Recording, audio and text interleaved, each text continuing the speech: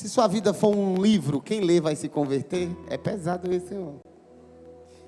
Bora, se sua vida for um livro, qual vai ser o título desse livro? E se alguém ler esse livro, vai se converter? Sim ou não?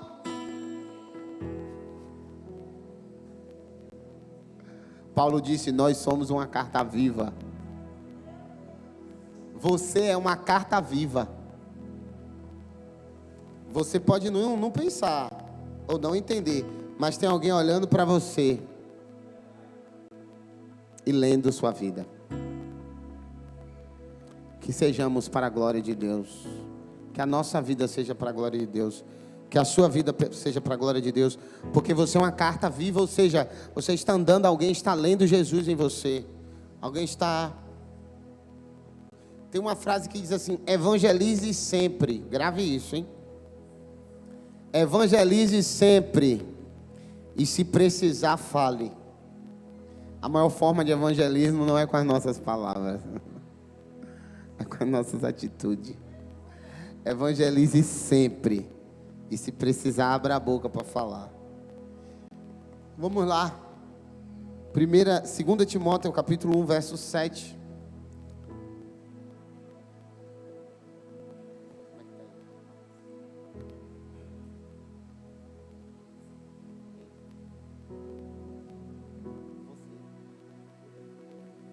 A pastora Ângela, quem achou se colocar de pé? Enquanto isso, a pastora Ângela vai fazer uma oração. Amém. Nós vamos estar orando pela palavra, porque eu creio que cadeias quebram quando nós ouvimos a palavra do Senhor. E às vezes o adversário levanta muitas lutas e inquietação no nosso entendimento. A parábola do semeador diz assim, eis que o semeador saiu a semear. E ele lançou 4 sementes sobre a terra. E dentro dessas 4 sementes, 3 se perderam, mas uma achou uma terra fértil.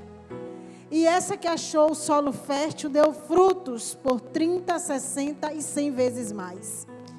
E os discípulos perguntaram assim, mestre, me explica essa parábola. E ele disse, o semeador é o Senhor e a semente é a palavra, ela é lançada. As 3 que se perderam, uma caiu pelo meio dos espinhos, outra caiu num solo que ela tinha muitas pedras e outra ficou na beira do caminho. E às vezes aquele que ouve a palavra dá crédito num momento, mas logo em seguida ele esquece aquilo que foi semeado. Aquele que caiu no meio dos espinhos, ele ouve, ele dá crédito por mais um tempo, mas as coisas do mundo acabam sufocando. Aquele que caiu no meio das pedras, ele também ouve, a semente nasce, mas ela tem tanta confusão dentro de si que acaba sufocando também. Mas a semente que cai em terra boa, em solo fértil, ela nasce, cresce e dá frutos. E é isso que eu quero profetizar sobre o seu coração hoje. Que a semente vai encontrar um solo tão fértil, que todas as pessoas que ouvirem essa mensagem darão frutos, porque a semente não vai voltar vazia, em nome de Jesus. Pai amado e Pai querido, diante da Tua presença, nós oramos pela palavra, pedindo ao Senhor, Pai, que o Senhor encontre uma terra fértil, para que toda semente lançada hoje venha frutificar, em nome para a glória de Jesus. Amém. Amém. Depois dessa oração, irmão, se você não entender a palavra, não tem jeito para você. Mas não. Amém. 1 Timóteo, 2 Timóteo, capítulo 1, versículo 7. Vamos ler esse versículo. Pois Deus não nos deu um espírito mas de poder, de amor e de domínio próprio. Amém? Curva a sua cabeça, Deus e Pai. Nós estamos aqui diante do Senhor, porque nós te amamos. E que essa palavra alimente a nossa alma, o nosso espírito, para que possamos sair daqui, Senhor, satisfeitos por tudo aquilo que o Senhor tem feito em nós, em nome de Jesus, amém. Amém? Eu falei aqui um pouco da conversão de Paulo, na verdade de Estevão, e Estevão morre, Paulo vai a Damasco. Ainda é Saulo o nome dele? Ainda é Saulo de Tarso. Como Saulo de Tarso, um homem muito respeitado diante de toda a sociedade, de todas as culturas. Embora ele fosse judeu, ele tinha um título de cidadão romano. Ele votava no Sinédrio. Aonde ele chegasse no mundo todo, ele era respeitado, porque ele era cidadão romano. E Roma era a capital do império. Ou seja, é muita honra e muita glória para um homem. Mas como um judeu, ele era um judeu que servia com zelo, zeloso. Paulo, ele foi aluno de Gamaliel, que era a maior escola teológica da época. E naquela época lá em Jerusalém, em Israel, o maior estudo que se podia ter era o estudo das Escrituras. Você vê que se você fosse doutor da lei, se você fosse fariseu, saduceu, de uma dessas classes estudiosas da palavra, da Torá, você tinha uma condição elevada na sociedade. E dentre tudo isso está Saulo de Tarso, um homem, eu vou chegar lá ainda, mas eu gosto de falar a história um pouco. Um homem que tinha tudo e não tinha nada. Porque ele achava que estava servindo a Deus. Só que Deus renovou a aliança com o homem. A aliança de salvação era a lei. A partir de Jesus, a aliança de salvação agora é a graça. O próprio Paulo lá na frente diz: pela graça sois salvos, pela fé. Isso não vem de nós, é um dom de Deus. Ou seja, a graça que nós falamos, vivemos sobre ela, não vem do homem. A graça já está liberada sobre todos vocês, que nós não merecemos, mas o Senhor nos recebeu. E Paulo ainda vivia pela lei. Saulo, o nome dele ainda era Saulo. Era um homem poderoso, e ele começou a perseguir essa seita, porque os judeus diziam que nós éramos uma seita. Essa seita chamada Seguidores de Cristo. Outro dia eu estava com um judeu na praia, aqui vem muita gente de Israel aqui, né? Inclusive tem uma sinagoga aí do lado, é uma sinagoga meio diferente, porque eles não são ortodoxos. Ortodoxo é o judeu que tenta seguir as antigas tradições. Eles não mudam muito a religião judaica, mas esses aí mudam. E inclusive eles acham que o Messias já está na terra e está lá em Nova York. Não sei se você já viu uma placa aí de um velho barbudo, um senhor barbudo com chapéu. Vocês já viram aí na placa? Esse é o Messias para eles. Para eles o Messias está aí na área, em Nova York, né? Na sinagoga de lá. E eles são seguidores, então são meio alternativos. Às vezes você passa aí, tem uma festa. Outro dia eu passei aí do lado, ainda bem que eles não entendem português que eu estou falando aqui, vim do lado. Eu passei aí do lado, irmãos. Eles estavam tendo uma festa, eles colocam uma mesona assim, muita comida. E lá no fundo, logo onde era nosso púlpito aí no fundo, ó. Pra você ver que o templo de Deus somos nós, viu? A gente sai do ambiente, pode virar o que for. Lá no fundo onde era o púlpito, irmão, tinha a caixa de 51, aquela cachaça. De um lado a outro assim, ó. Porque eles são extravagantes nisso. Não são ortodoxos. E o templo de Deus somos nós, não é o espaço, né?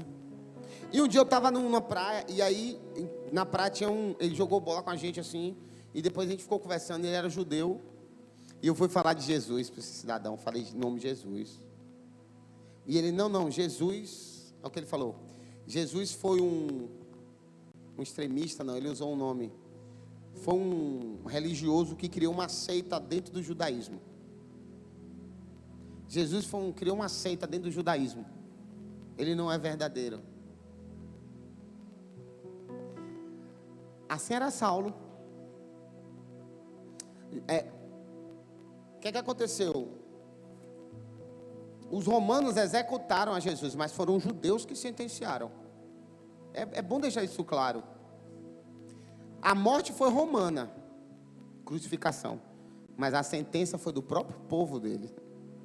O povo que ele veio amar, cuidar, curar. Então, e depois que Jesus ressuscita, ia ser um problema para Roma. Eu já quero indicar um filme maravilhoso chamado Ressurreição. Se você puder, assista esse filme. Você assistiu, irmão? Eu indiquei, não é maravilhoso, irmão? Eu digo para o irmão aqui, Ressurreição.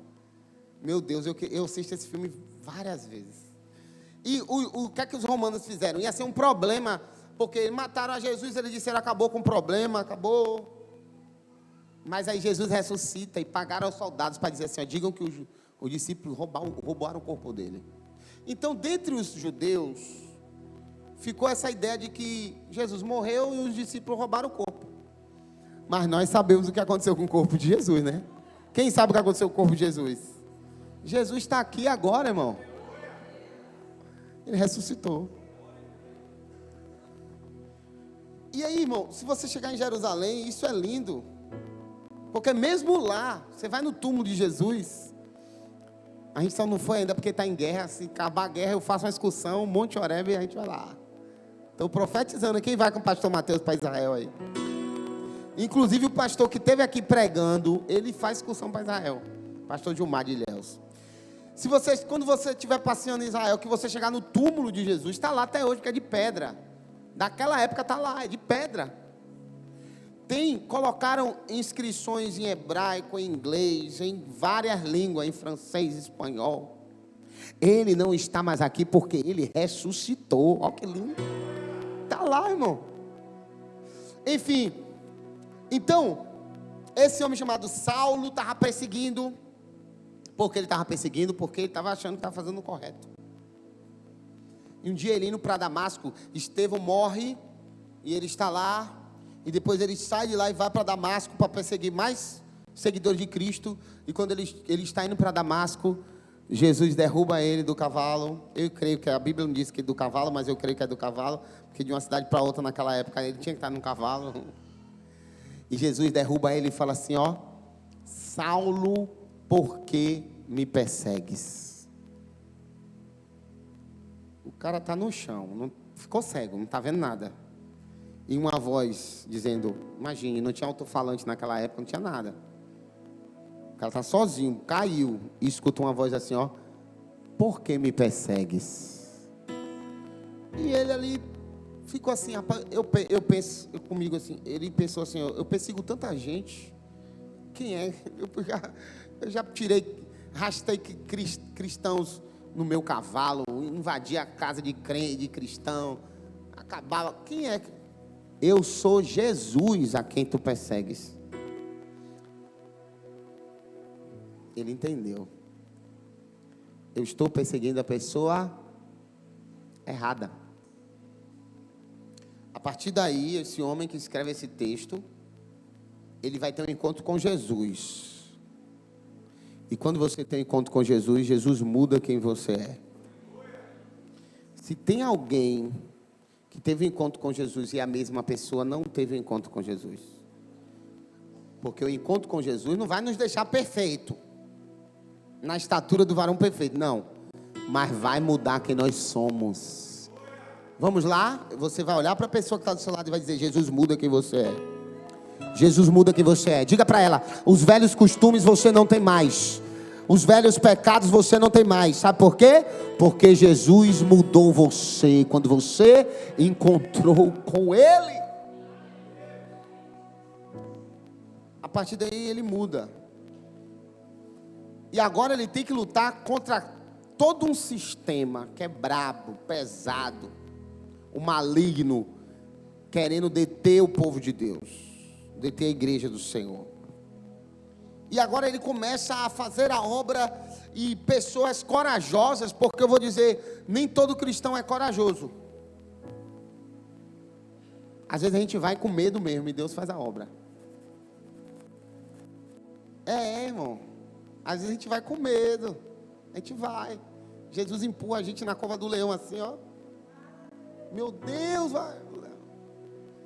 Já que eu estou aqui, eu vou orar. Aí o leão vai jejuar, amém? O que é que acontece? Você vê que os crentes de Jerusalém não queriam sair de lá, por causa da perseguição. Bora ficar por aqui, esconde ali. Vamos ficar por aqui. Não queria levar o evangelho, aí vem a perseguição e todo mundo tem que abrir. Mas Paulo já estava em outras nações falando de Jesus. Aí tinha uns corajosos que colavam com eles e diziam, vamos lá também, em tempo de morrer, em tempo de ser pisoteado, espancado. Ele encontra Barnabé, ele encontra Silas, pessoas que tinham coragem de ir em outras nações, porque o que acontecia? Você chega em outras nações, sabe o que Paulo fazia? Ele chegava em outras nações para falar de Jesus, mas ele ia, sabe para onde? Para a sinagoga. E quando chegava lá, que os judeus pensavam que ele ia trazer uma palavra da Torá, ele falava de Jesus lá dentro. O povo queria matar ele lá mesmo. Entende? E era esse impacto muito grande que ele trazia. Enquanto a maioria queria matar, uns 3 ou 4, depois chamava ele e falava, me conte mais desse Jesus aí. Eu não sei se você entende o que é o Evangelho. O Evangelho não se trata de conquistar uma multidão, mas sim de ganhar uma multidão. Você conquista uma multidão com o seu argumento, com o seu charme, com a sua forma de se expressar. Às vezes até com a sua performance. Você ali, todo mundo. Mas você pode ganhar uma multidão quando através de uma pessoa, um coração de uma pessoa, se rende aos pés de Jesus. Tem algum coração aqui rendido aos pés de Jesus? Tem? Se seu coração está rendido aos pés de Jesus, você vai influenciar Jesus para as outras pessoas. Eram poucas pessoas que procuravam Paulo depois, mas essas poucas pessoas eram fiel a Deus, e ali se estabelecia o quê? A igreja naquele lugar, porque um homem tinha coragem de falar a verdade. E quem é a verdade que liberta? Jesus. Então ele implantava o evangelho ali. Eu quero falar mais um pouco sobre Paulo aqui, tá interessante. Primeira coisa que Deus fez, Deus tirou a visão dele. Porque quando você não vê com seus olhos carnais, você escuta Deus melhor. Sabia que o deficiente visual, ele desenvolve uma audição espetacular. Eu estava até comentando com meu primo, que nessas idas para Salvador, no ferryboat, tinha um cego, irmão, lá. Eu ando ali, às vezes, com mava, e é difícil a gente andar, vai se segurando. Tinha um cego, ele estava sozinho, ele ia se batendo e ia para o banheiro, eu saía. Eu falei, esse cego está demais, está andando mais que eu, toda hora o cego passava. Mas o deficiente visual, ele desenvolve, eu achei até que ele era charlatão, mas eu não vou julgar o cego não. Ele desenvolve uma audição, por quê? Porque quando eu não vejo, eu escuto melhor. Porque eu me concentro apenas em ouvir. Mas quando eu vejo, eu tiro minhas próprias conclusões. E tirar as próprias conclusões é um perigo. Porque nem sempre o que eu vejo é a verdade. Então a primeira coisa que Deus fez, Deus precisava transformar alguém. Então ele tira a visão. Ele diz assim, feche seus olhos um pouquinho só comigo. Isso, Saulo estava assim. Deus tira a visão dele. E Deus disse para ele assim, agora você não vai ver mais o que você quer. Agora você não vai se mover para onde você quer. A partir de agora, sou eu que estou te movendo. Porque eu preciso tirar a sua visão para você enxergar a minha vontade. Amém? Amém? Pode abrir os olhos. Porque ele não ficou só alguns segundos, não. Ele ficou por vários dias. 3 dias. Sem enxergar. Aí depois Deus faz o que com ele? Quando ele aparece para falar de Jesus. Você é Saulo? Não. Eu não sou Saulo, não. Eu sou Paulo. Deus está mudando o nome. Mudança de nome significa mudança de identidade. Mudança de nome significa mudança de caráter. Sabe? Deus estava mudando o nome de alguém? Não. Deus estava mudando o caráter de alguém. Deus estava mudando o nome de alguém? Não. Deus estava mudando a identidade de alguém. Uma pessoa que era conhecida como beberrão, como usuário de droga, agora é conhecida como uma bênção, porque Deus está mudando a sua identidade. Se você quiser mudar teu nome, tu tem que ir no cartório, e tu tem que mudar lá no seu documento. Deus está mudando a tua identidade. Você não é mais a mesma pessoa que o mundo conheceu. Ali é Saulo, não, ali é Paulo, porque Saulo era um homem cheio de si, e Paulo é um homem cheio de Deus. Ali é Ana, não, ali é alguém cheio de Deus. Ali é Ângela, não, ali é uma mulher cheia de Deus. Sabe o que Deus está dizendo? Larga o teu passado para viver o novo que eu tenho para você.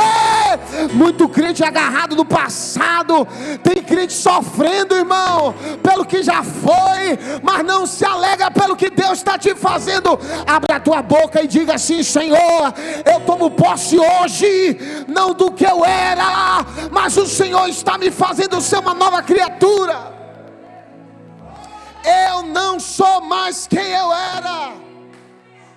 Eu não sou mais Saulo. Sabe quem eu sou agora? Alguém gerado no coração de Deus.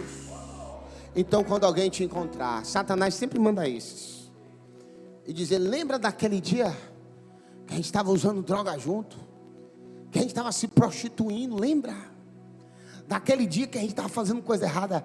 Você vai dizer: eu não lembro por um motivo, aquela pessoa já morreu. Jesus fez nascer uma nova criatura. Cadê aqueles que tomam posse de que eu sou uma nova pessoa? Deus não muda teu nome, Ele muda a tua identidade. O teu caráter vai ser mudado, porque Deus escolheu você. Está entendendo, irmãos? Não tem como ser a mesma pessoa quando se encontra com Jesus. Então, quando ele começa nessa coragem, ele precisa de alguém. Ele chega numa cidade muito grande, portuária, Éfeso, e ele pregando ali, ganhando pessoas para Jesus, mas só tinha uma pessoa que ele poderia deixar à frente, que era confiável, que tinha um coração em Deus, mas era muito novo. E ele unge a pastor a si mesmo e diz: eu vou te orientando por carta. Não tinha WhatsApp, não tinha telefone, e deixa Timóteo lá. Mas aonde ele estava fazendo a obra, ele estava preocupado com Timóteo. Ele vai mandando, ele escreve 2 cartas para Timóteo, irmão, porque ele precisa orientar aquele jovem que estava à frente de uma igreja que era rica, uma cidade que era rica, mas cheia de problemática. Então ele começa a escrever para Timóteo. E sabe o que ele começa dizendo agora? Eu vou entrar agora no texto, também não vou me demorar muito mais. Em 2 Timóteo, essa é uma carta que ele escreve para esse jovem que ele deixou lá. Ele começa dizendo: pois Deus não nos deu um espírito de covardia. Está falando um homem que largou tudo que tinha para viver o evangelho. Um homem que passou a viver de construir tendas. Ele tinha tudo, mas ele agora, para viver, a Bíblia diz, ele construía tendas para não ficar pesado na casa dos irmãos. Porque ele não queria ficar na casa do irmão só comendo e dormindo. Não, ele construía tenda para ter um dinheirinho para ajudar onde ele ficava. Ele não tinha necessidade, mas ele precisava ganhar almas. Um homem que chegava numa cidade, e o primeiro lugar que ele ia procurar da cidade, ele não ia conhecer os pontos turísticos, ele não ia conhecer as hospedarias nem os hotéis. O primeiro lugar que Paulo ia conhecer em uma cidade era a prisão, porque ele sabia que certamente era para lá que ele iria. Então ele chegava na cidade, ele olhava a prisão, ele fazia amizade com os presos. Ele dizia: me aguarde aí, viu? Eu vou pregar lá fora, para depois eu prego aqui para vocês. Algumas vezes Paulo apanhava tanto, quando pegavam ele falando da palavra, que arrastavam ele como morto. Batiam, deixava: morreu, deixa aí, que os discípulos dele vai enterrar. Aí os discípulos dele, depois que todo mundo saía puxando ele, aí ia cuidar dele, e ele vivia para pregar mais o evangelho. Então ele fala para Timóteo: pois Deus não nos deu espírito de covardia. Isso aqui é muito interessante. Deus vai te livrar de tudo, mas no dia que Ele não te livrar, você também vai continuar sendo fiel. Você entende isso? Deus vai te dar tudo que Ele prometeu, tudo que você deseja, mas no dia que Ele não te der o que você deseja, você vai continuar sendo fiel. Paulo entendeu isso. Então ele diz: Timóteo, Espírito de Deus não nos deu covardia. O que é isso? Quando você vê o negócio feio, vai morrer com honra para Jesus. Porque parece que o evangelho é só sobre o que Deus vai me dar, sobre o que eu estou pedindo. Não vai acontecer nada. Amém, eu tenho fé que não vai acontecer nada, mas se Deus permitir que aconteça, que eu esteja com Ele.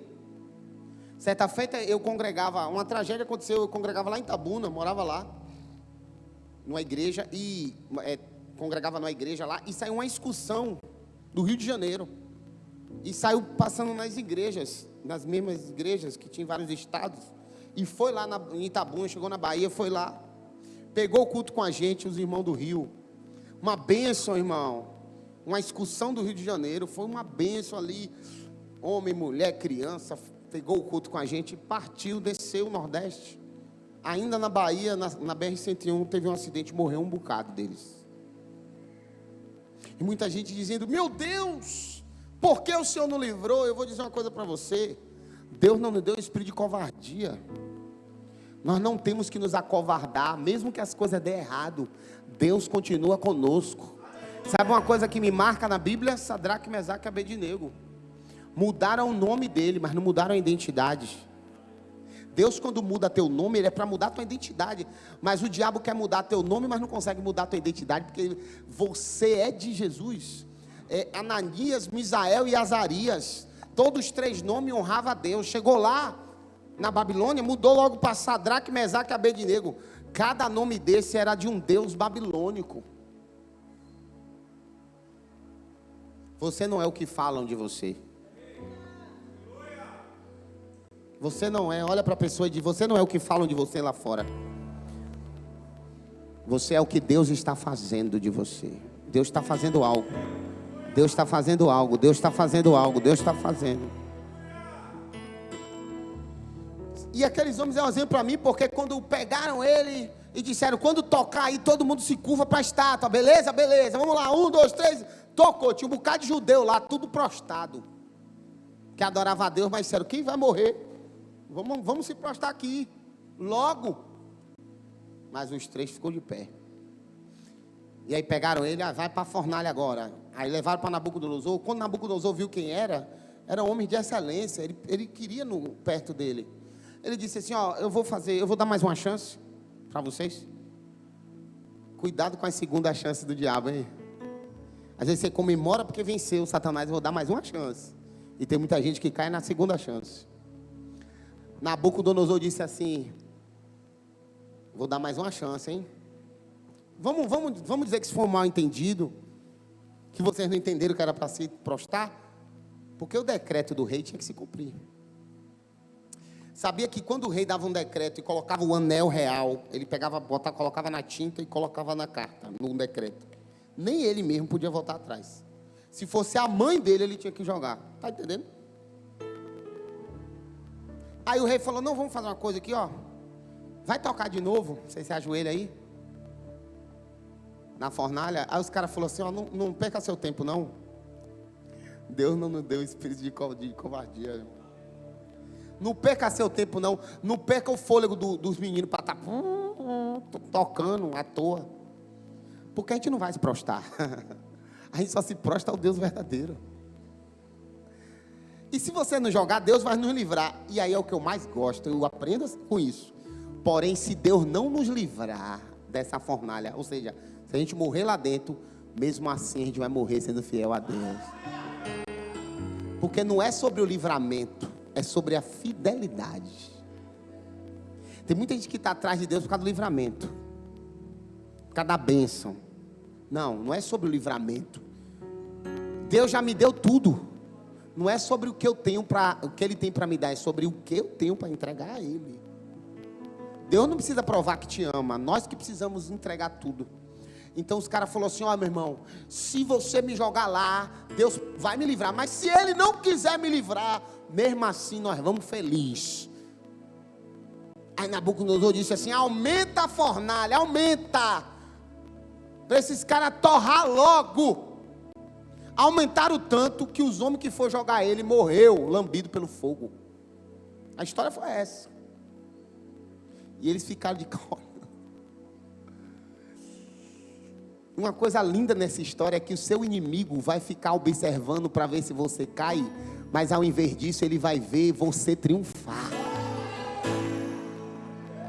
As pessoas que armam armadilha para você e ficam de longe esperando, ele vai cair lá. Vamos? Plateia, pipoca, todo mundo para ver você cair, vão ter que ver Deus na sua vida. Tava todo mundo lá, vamos olhar lá, eles morreram. Já morreu os homens que foram jogar, de tanto que aumentaram o fogo.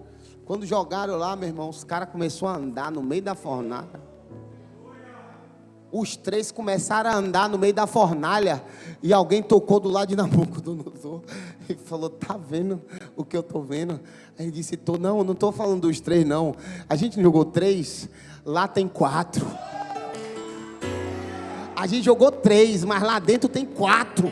E o quarto homem, o rosto dele brilha como o sol. Deus dizendo: se tu entrar na fornalha, não tenha espírito de covardia, não tenha, porque quando você entra na fornalha, Jesus entra com você. Quando você entra na cova do leão, Jesus entra com você. Quando o inimigo se levantar, você vai chamar o Deus poderoso. Deus vai entrar com você nessa fornalha. Não tenha medo da fornalha. O quarto homem estava lá. Jesus entrou. Jesus entrou. Ele está contigo na fornalha. Nabucodonosor falou: tira esses homens aí e bota outro decreto. Agora a gente vai adorar o Deus deles. É o Deus dele que tem que ser adorado. Você sabe que muitas vezes nós deixamos de glorificar o nome de Jesus por causa da nossa covardia. Eu sempre conto um caso aqui, eu vou contar de novo. Eu estou ficando velho e velho repete caso. Na época, na União Soviética, o socialismo estava perseguindo os crentes. Estou ficando velho, irmão, já. Porque eu falava isso de meu pai. Eu falava: meu pai fica repetindo os casos na palavra, aí eu estou me vendo fazendo a mesma coisa. A idade. Na União Soviética, perseguindo os cristãos, irmão, matando. Quando o socialismo entrou na União Soviética, isso é história, você pode olhar, hein? Não estou inventando, não. Quando a Rússia virou União Soviética após a Segunda Guerra Mundial, né? E ficou um conglomerado de países. Então eles baniram a religião. E quem pregasse morria, quem falasse de Jesus morria, perseguia os crentes, os pastores. E tinha os irmãozinhos que adoravam a Deus escondido. Era assim, ó. O símbolo era um peixe, né? O símbolo do cristianismo. Aí eles faziam um peixe aqui. Se o outro irmão reagisse assim, fizesse um peixe também, os dois eram irmãos. É que era crente. Se não fizesse, ele apagava rapidinho, senão ele morria. Então eles entravam para ter um culto, esse grupo de irmãos, entrava um, aí 1 hora entrava outra, aí meia hora, tipo um intervalo grande. Começava a entrar gente num esconderijo assim, tipo de manhã, o culto só ia ser de noite, para juntar todo mundo. E quando estava todo mundo lá, vamos começar o culto, quando está cultuando, entra um bocado de soldado. Tudo armado. E entrou e todo mundo falou: é agora a hora, Jesus, a hora é agora. E quando o soldado entrou, disse assim: quem é crente para essa parede aqui, ó. Bora, não está ouvindo não? Quem é crente pro lado de lá? Aí teve um que foi, ó. Deus não nos deu espírito de covardia. Teve um que foi um. Só tem esse, aí foi mais um. Só tem esse, aí foi mais um, e o resto ficou. Só tem esse mesmo, aí os outros ficou com a cabeça baixa. Ele disse: pronto, então quem não é pode sair, que nós também somos crentes e viemos aqui para o culto. Sai. Deus não nos deu espírito de covardia. Se você não tiver espírito de covardia, se você honrar o nome do Senhor, você vai ver os milagres de Deus. Paulo está falando isso porque quantas vezes ele viu a morte na cara. Ele disse: não, eu vou além, eu vou avante, eu vou enfrentar. É por Jesus.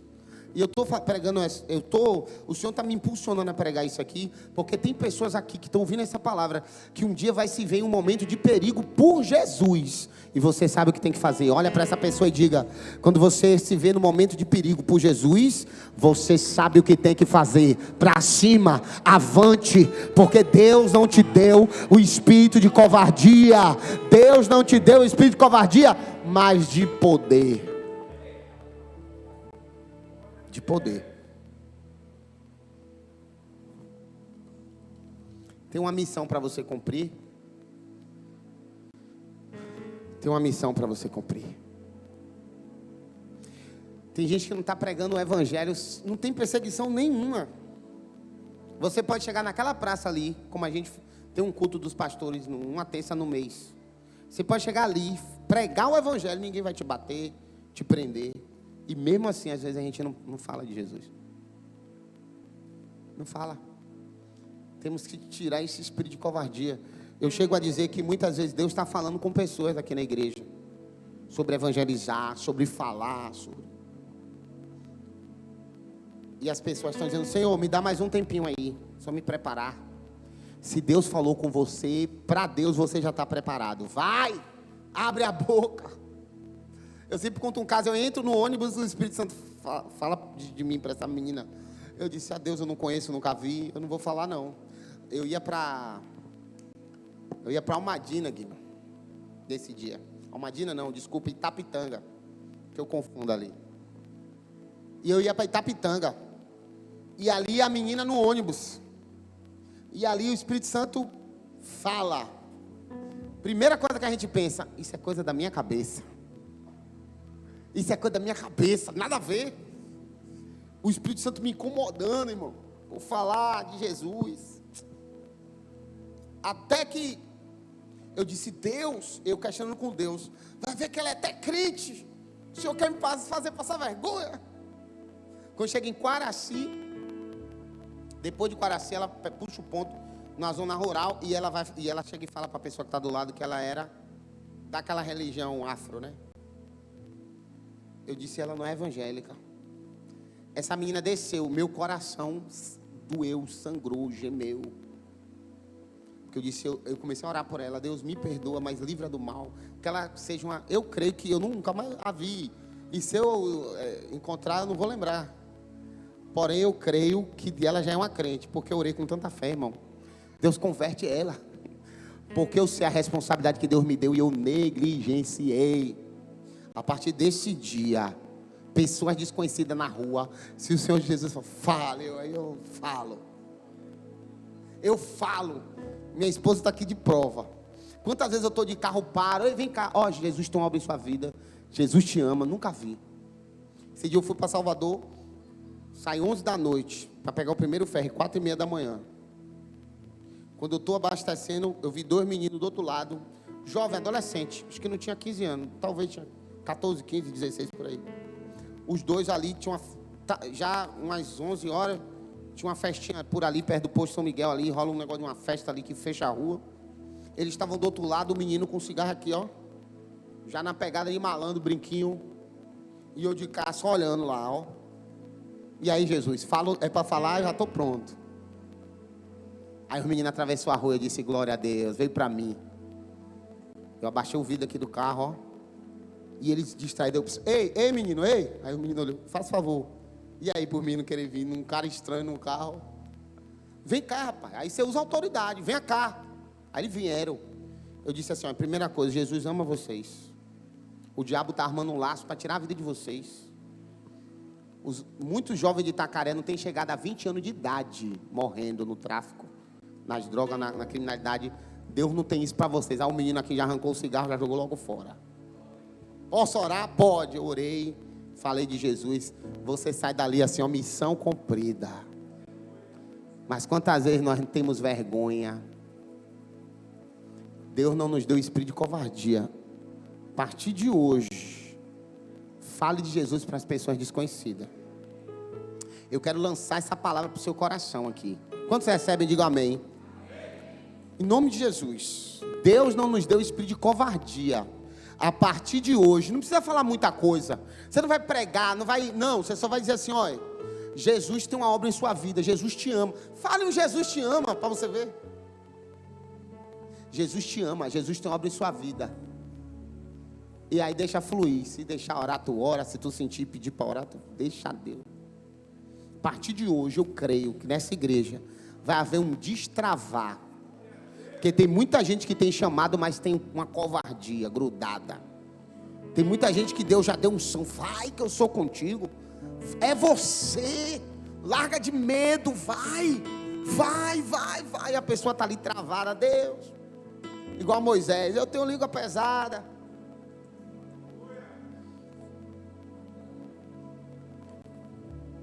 Mas o Senhor vai te dar um espírito de encorajamento, eu creio.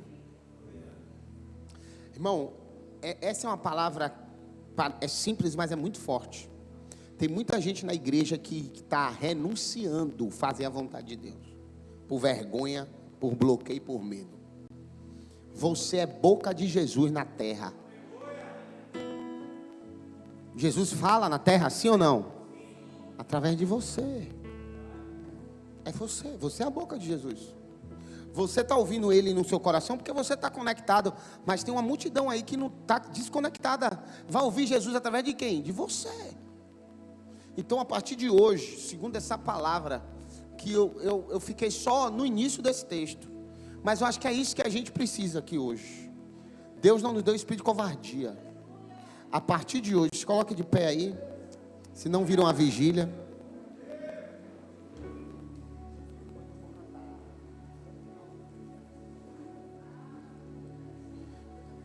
Você